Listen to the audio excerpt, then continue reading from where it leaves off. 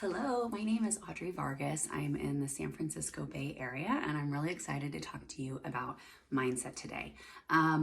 Before getting into like a mindset that I would love if people would adopt, I want to hit a couple things that I think are really important that we have to learn how to move on from in this business.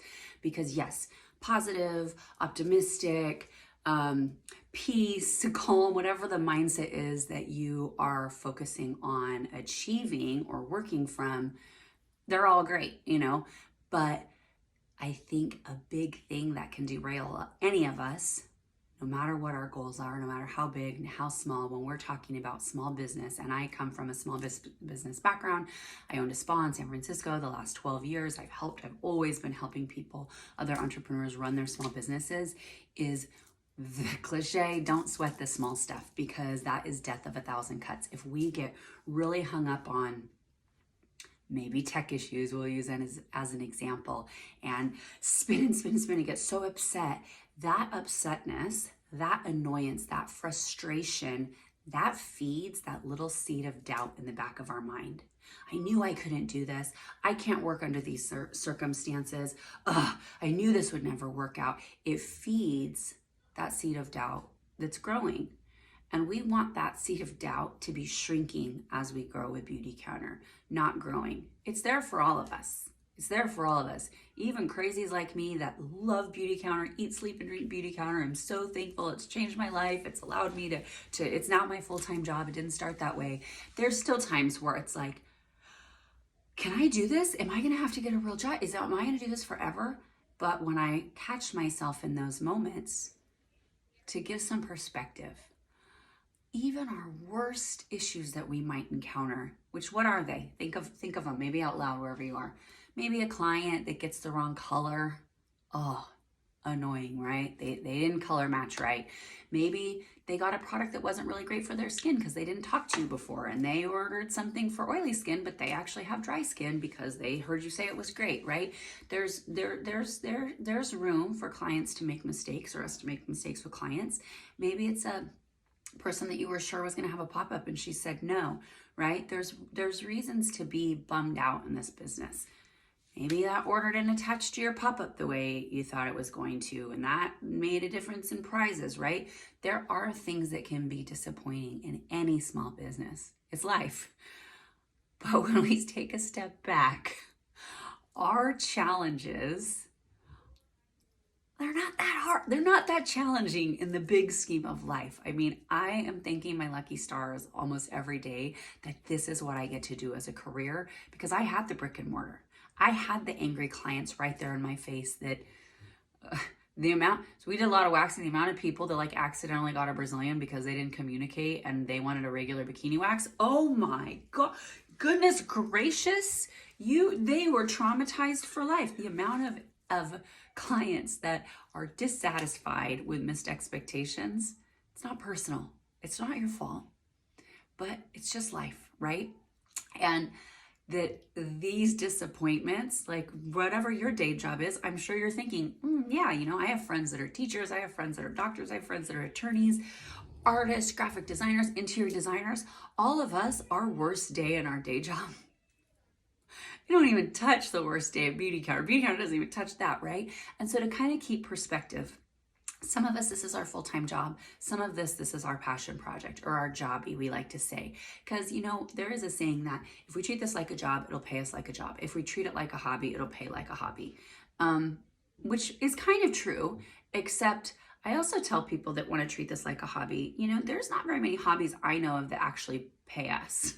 Usually a hobby, let's say we're getting into wintertime skiing, I gotta pay a lot of money to go skiing. I don't really make money when I go skiing. Nobody's paying me to ski, right? Nobody's paying me to rent skis, to get on the chairlift. Or maybe you're an artist, maybe you're getting into painting. I rarely will leave the studio making money, right? I spend money, I buy the supplies. And when you think of this as a hobby, one, what other hobbies are you making a difference in the world, right? And so I want you to adopt whatever. I'm sure everybody that's sharing is going to have fantastic tips, but think about how can you believe in yourself more? Because I think that is the difference in what makes people figure this out and people go, it's not for me. I was hoping it'd work out, but it didn't, right? Hope's not a strategy. We have to find a way to believe in ourselves. Every single person that signs up to be an advocate with me, oh my gosh, the amount of belief I have in them. They might be a preschool teacher. I'm like, they're gonna be the best preschool teacher, beauty counter person ever. I already see their path to director. I know that they're gonna kill it. I can see all the people in their community that are gonna support them. They're gonna trust them because they're an educator. They're gonna be natural at sharing, right? Maybe you're a graphic designer. I'm like, oh my God, they're gonna do amazing. They're gonna make all the images. They're gonna present well on social media. I can see a path for any career person and whatever people do as their day activities and how Beauty Counter can fit in. I can see it. And I can believe that they are going to smash it. Doesn't mean that they believe it. Because sometimes when we're sitting in our self-doubt, we've never done anything like this, we can't see the path from, well, I am a fill in the blank, stay-at-home mom, author, chef, graphic designer. All of those people, all of those categories have had massive success with Beauty Counter, and also a lot of people have never figured it out. But the difference is, at some point in time, the people that figured it out believed that they were going to. Believe that I don't know how to do this type of business yet, but I think I can figure it out. But I'm going to. And you know what gets that belief is trying. It's attending trainings. It's learning how to do things. And so when you think of it like a hobby, right? Which most of us start out as a hobby. Very few people sign up and go, this is going to be my full-time job. I'm going to make 6 figures. You know, maybe we hope that, but it starts out as a little bit of a hobby. Let's see if I can figure this out. If you started to do ceramics, or if you started to ski, you probably wouldn't show up at the studio or show up on the mountain expecting to kill it your first day, right? You might die on the ski lift for the first day if you don't do any prep before. You might take a lesson. You might work with a friend who's done this before. You might watch a YouTube video. You're getting trained. You're practicing before you're mastering. The same is here, but I think what happens here is I have friends that have followed me for a long time, so they think they know how to do Beauty Counter, but they're comparing their day one to me 7 years in. I didn't know how to do Beauty Counter 7 years ago. I knew how to sell products because I'm an esthetician. I didn't know how to sell products like this. I didn't know how to sell products online. I didn't know how to use Instagram. And so attending the trainings, rather than saying, oh, well, I'm just doing this as a hobby. This isn't my full-time job. I don't need to get on those calls. I don't need to watch those recordings, going, okay, well, how do I learn how to do this?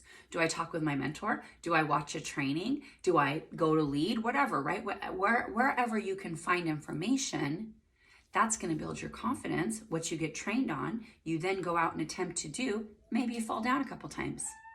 Maybe it doesn't feel super right at first. Maybe you start to have doubt. Maybe I'm not going to be the best ceramics maker. Maybe we're not going to be the best artist. Maybe we're not going to be the best skier in the world. But you know what? It was kind of fun.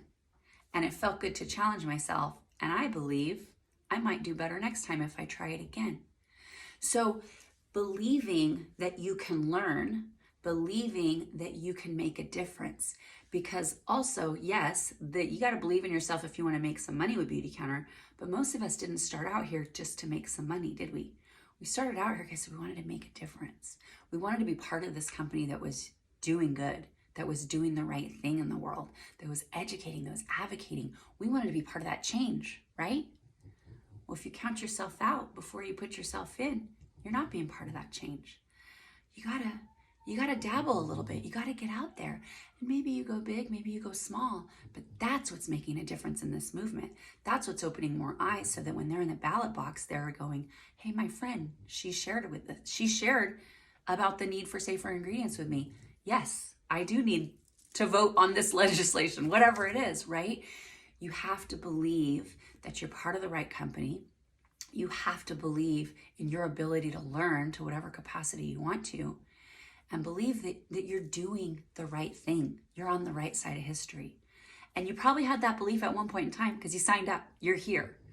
But keep that belief and find that belief. And if you need a little belief hype up, reach out to me, because you tell me what's your status, where are you in the world, and I will tell you how Beauty Counter can help you and how you can help spread that Beauty Counter mission bigger, because every single one of us is needed here, but you have to believe that. Because if you think I'm not making a difference, I'm not going to make money doing this, my friends aren't going to buy, you're probably right. So find that belief and go for it.